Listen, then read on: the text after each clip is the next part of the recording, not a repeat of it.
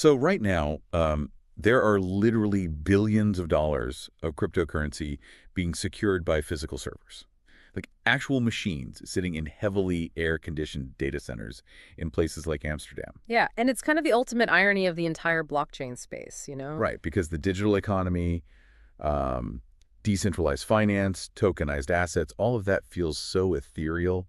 It feels like it just exists in the cloud. Exactly. We talk so much about virtualization and cryptographic proofs, but at the very bottom of that entire stack, there is literally a physical machine plugged into a wall somewhere. And the health of that specific machine basically dictates the health of your digital portfolio.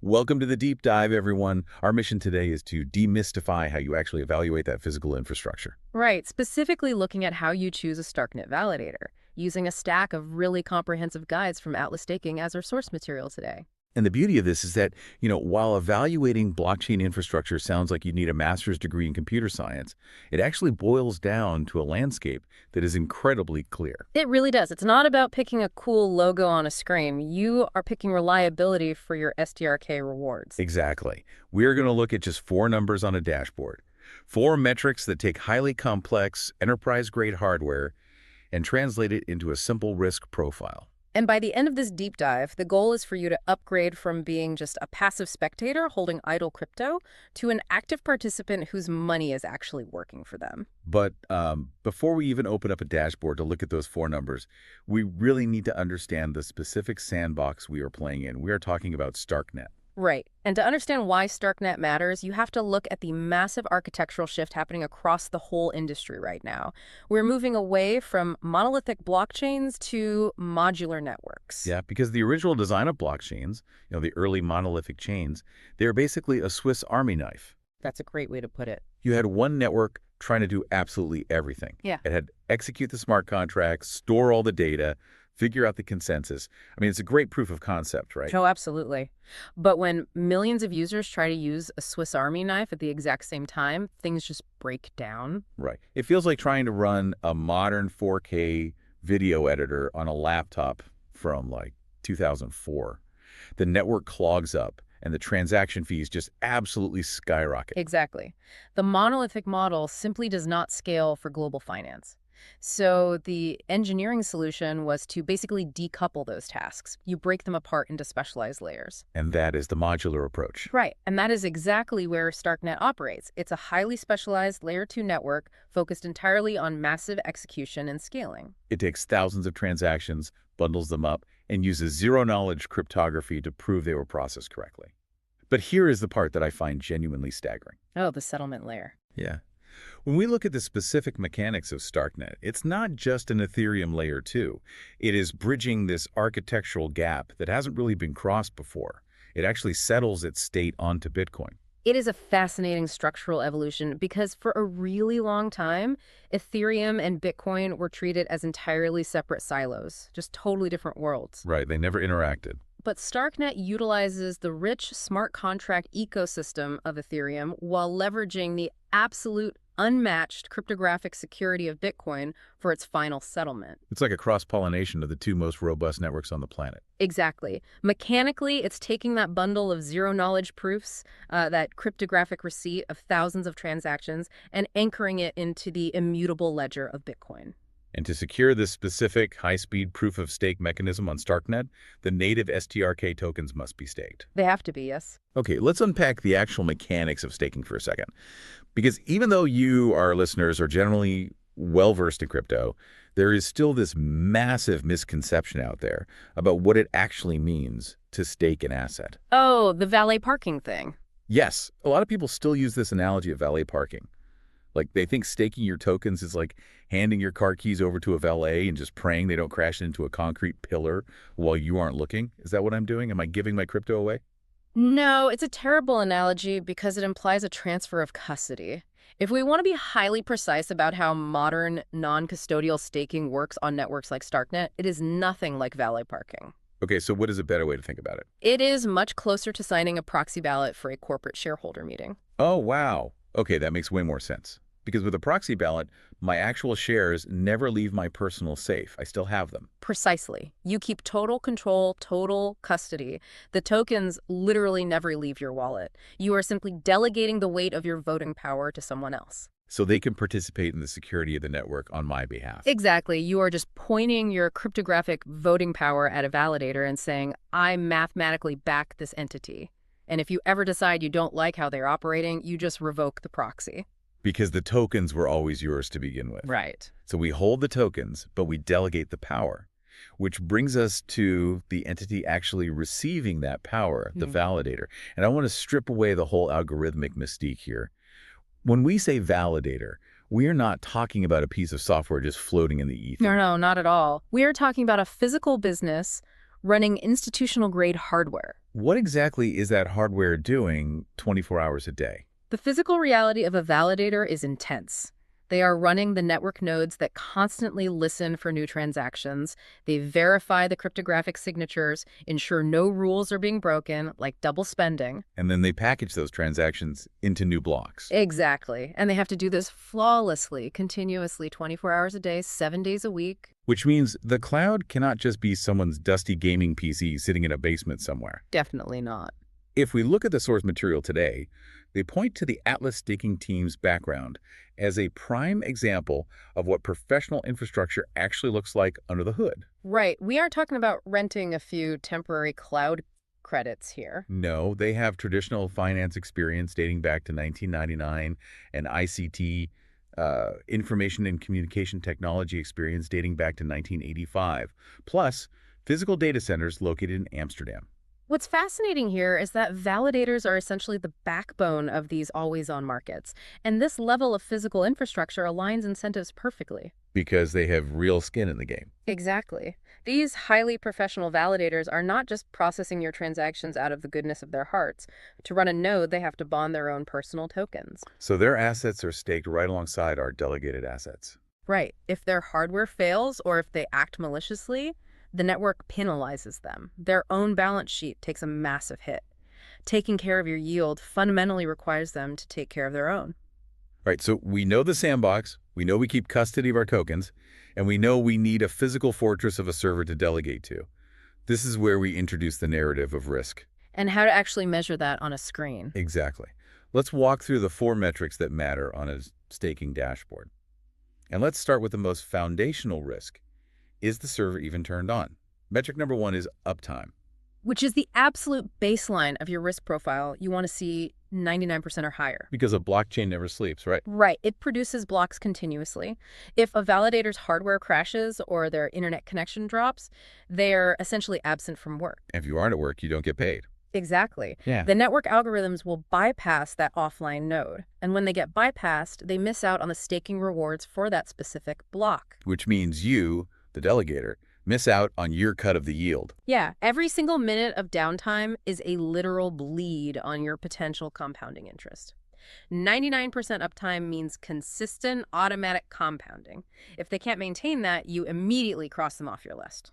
But let's say they have the power on. They have 100% uptime. Are we totally safe? Because this brings us to metric number 2, the performance score. How does a validator have perfect uptime, but a terrible performance score? This is a brilliant distinction, actually, because uptime simply means the machine is plugged in and communicating. Performance score measures whether the machine is actually capable of doing the math fast enough to win the block. So it's a latency issue or an optimization issue. Precisely. A node might be perfectly online, but if it has poorly configured software or cheap hardware that can't calculate the zero-knowledge proof sufficiently, it will try to propose a block and simply be too slow. Someone else beats them to it. Right. Another faster validator will beat it to the punch. So the performance score reveals the actual blocks successfully produced versus what was expected. So uptime is just showing up to your desk, but performance score is actually filing the reports correctly before the deadline. You want a performance score hovering right near 100%. Correct. Performance cuts through the marketing noise. It proves they actually deliver on their promises rather than just talking a big game. Okay, let's unpack this for a second. Let's say I found a validator with 99% uptime and a near 100% performance score. I'm feeling pretty good. Now I just want to maximize my own profits. This brings us to metric number 3, the commission rate. Right. Now, if I'm a delegator, logic dictates I should just sort the dashboard by commission rate, find the guys charging 0%, and delegate to them to keep all the yields for myself. Why would I ever pay a 5 or 10% fee? That is probably the most dangerous trap on the entire dashboard. In the realm of blockchain infrastructure, 0% commission is almost always a glaring red flag. Wait, really? Why? Because someone has to pay for the electricity in Amsterdam. Exactly. Go back to the physical reality we just discussed. Enterprise grade, bare metal servers, continuous monitoring, redundant fiber optic lines. None of that is free. It requires significant capital. So if a validator is charging you 0%, you have to ask yourself how they are paying the rent. Right. They are either a hobbyist running it out of their garage, which means they are cutting corners on security and infrastructure, or it's a bait and switch. Oh, like they lure you in with 0%? Exactly. They run at a loss as a marketing gimmick to lure in thousands of delegators chasing cheap yields. And then they jack the rate up to 20% in the middle of the night, hoping you aren't paying attention. Wow. So a healthy commission rate, like 5 to 10%, is actually an insurance policy. It actively funds the professional infrastructure needed to keep the network secure. Yes. Cheap can be incredibly expensive in crypto. Paying a 5% fee to a highly optimized validator will mathematically yield you more returns over a year than paying 0% to a validator whose server crashes every weekend. That makes total sense. Okay, that brings us to the final piece of the puzzle. Metric number 4, total stake. We have the uptime, performance, and commission. What does total stake tell us? Total stake is the total amount of STRK tokens currently delegated to that specific validator by the rest of the ecosystem. It essentially reflects community trust. It's the wisdom of the crowd. Exactly. A higher total stake means the validator has serious skin in the game. It proves they are trusted by other delegators. Right, if they have a massive total stake, institutions and highly technical users have independently audited them and decided they're reliable. Right. You definitely want to look for a validator with an above-average stake size.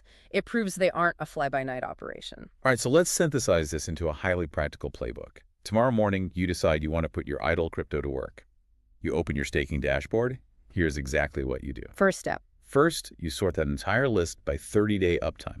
Filter out anyone under 99%. Next, you check the commission rate. You eliminate the 0% trap and filter out anyone over 10%. Finding that sustainable sweet spot. Exactly. Then you glance at the total stake to check for an above-average stake size. Finally, you verify that their performance score is hovering near 100%. And if you apply that strict framework, you drastically insulate your portfolio from infrastructure risk. And as a benchmark, the source material notes that Atlas Staking consistently ranks across all 4 of these vital metrics. But if we connect this to the bigger picture, the playbook doesn't end the moment you click delegate. Right, because this is not a set it and forget it action. Exactly. Blockchains are highly dynamic environments. Networks evolve, protocol patches happen, and physical hardware ages. Validator performance shifts over time. Meaning their performance score could suddenly drop. Precisely. Yeah. Which is why you should review these 4 metrics monthly. Just take 3 minutes a month to log in. Are the lights still on? Is the commission still at 5%? And if they are slipping, you just revoke your proxy ballot and redelegate to a better competitor. Yes. Now here's where the mechanics of the Starknet ecosystem get truly fascinating. Oh, here's where it gets really interesting. Because we are talking about how users find high-performing validators. But the network itself is actively intervening. Let's talk about the Starknet Foundation Delegation Program, the SFDP. Right. The SFDP was designed to solve one of the biggest structural flaws in proof-of-stake systems, which is the rich get richer problem. Where everyone just piles their tokens onto the largest validator. Exactly. That one validator gains disproportionate voting power, and suddenly your decentralized network is heavily centralized around one server farm. Which creates a massive single point of failure. So the Starknet Foundation Delegation Program uses a matching algorithm. It mathematically analyzes the network, finds the smaller or medium-sized validators hitting perfect performance scores, and the Foundation automatically delegates massive amounts of its own tokens to them. It matches validator stake with foundation delegation. Exactly. It bootstraps decentralization while rewarding high performance, but it's ruthless. If that validator's performance score drops even slightly, the matching algorithm instantly pulls the delegation away. So it aggressively forces validators to maintain elite infrastructure if they want those matched rewards. Yes. So what does this all mean for you, the listener? It means you now have a clear, actionable decision framework. By understanding just 4 numbers, you control your yields and can safely put your crypto to work. You're tapping into the exact same non-custodial yield mechanics that institutional players use, all while keeping your assets securely in your own vault. Exactly. Now, if you want to see the full breakdown and the complete guide, you can head over to atlastaking.com/choose a Starknet-validator.